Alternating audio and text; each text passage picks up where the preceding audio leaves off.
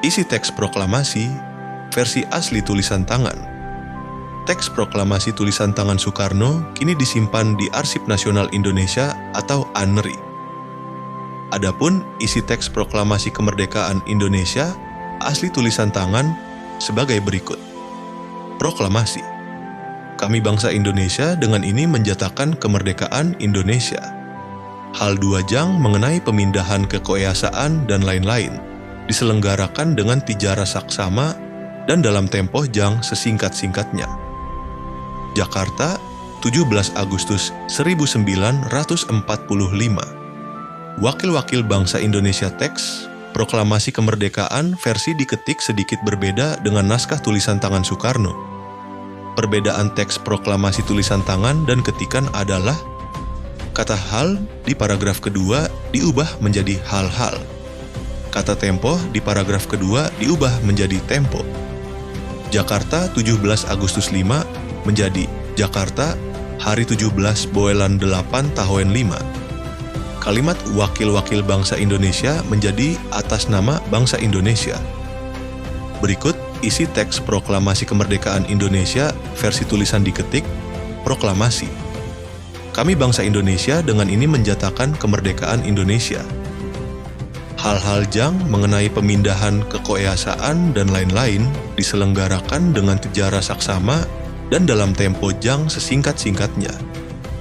Jakarta, hari 17 Boelan 8 Tahoen 5 atas nama bangsa Indonesia Soekarno Hatta. Siapa yang mengetik teks proklamasi kemerdekaan Indonesia? Teks proklamasi diketik oleh Sayuti Melik. Untuk mengetik teks proklamasi kemerdekaan Republik Indonesia, Sayuti Melik menggunakan mesin tik buatan Jerman. Semula hanya ada mesin tik berhuruf kanji di rumah Laksamana Maeda. Satsuki Mishima, seorang sekretaris urusan rumah tangga rumah Maeda, lantas berinisiatif meminjam mesin ketik ke tempat lain. Mesin ketik itu ternyata pinjaman dari Kolonel Kandeler Komandan Angkatan Laut Jerman, Kriegsmarine, yang berkantor di gedung KPM kini Pertamina, di Koningsplein, Jalan Medan Merdeka Timur, Jakarta. Demikian mengutip laman kebudayaan Kemdikbud.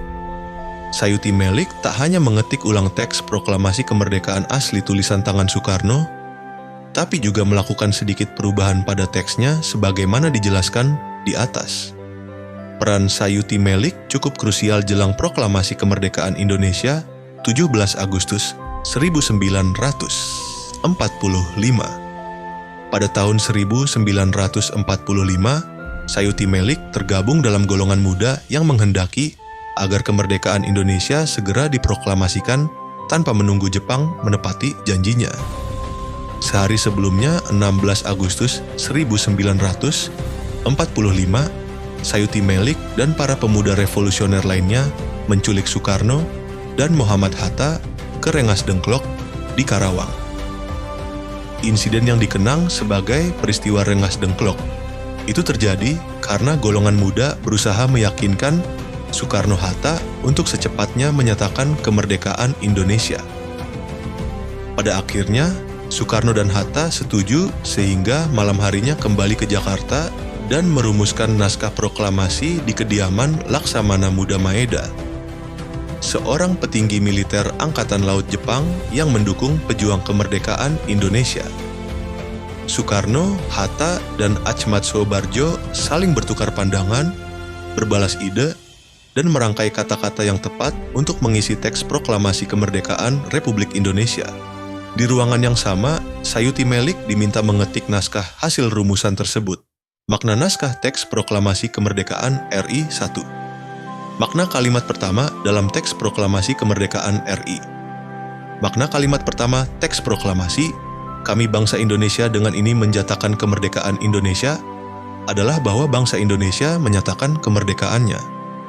Pernyataan ini ditujukan kepada seluruh penduduk tanah air dan dunia guna menegaskan bahwa bangsa Indonesia tak lagi berstatus bangsa yang terjajah dan berhak menentukan nasibnya sendiri. Dengan demikian, teks proklamasi kemerdekaan Republik Indonesia adalah kulminasi puncak perjuangan bangsa Indonesia dalam melawan penjajahan. Makna kalimat kedua dalam teks proklamasi kemerdekaan Republik Indonesia. Makna kalimat kedua, teks proklamasi kemerdekaan Indonesia berkaitan dengan peralihan pemerintahan di Indonesia. Dari semula pemerintahan pendudukan Jepang menjadi suatu pemerintahan baru dari bangsa Indonesia yang merdeka. Pemerintahan itu berada dalam naungan negara baru bernama Republik Indonesia. Kalimat kedua teks proklamasi juga menegaskan bahwa upaya memindahkan kekuasaan atas pemerintahan di Indonesia harus dilakukan dengan cermat sekaligus cepat. Ada dua istilah kunci yang menggambarkan makna itu, yakni dengan cara seksama dan dalam tempo sesingkat-singkatnya. Peralihan kekuasaan ini juga menjadi titik tolak pelaksanaan amanat penderitaan rakyat. Ini berarti pemerintahan baru harus segera dibentuk untuk membebaskan seluruh rakyat Indonesia dari penjajahan, kemiskinan, ketidakbebasan, kebodohan, dan penindasan. 3. Makna naskah proklamasi bagi bangsa Indonesia secara hukum teks, proklamasi kemerdekaan RI sekaligus menjadi sumber hukum untuk pembentukan negara baru yang merdeka bernama Republik Indonesia. Terbentuknya Negara Kesatuan Republik Indonesia itu menegaskan tidak berlakunya lagi klaim negara lain atas wilayah yang dihuni oleh bangsa Indonesia.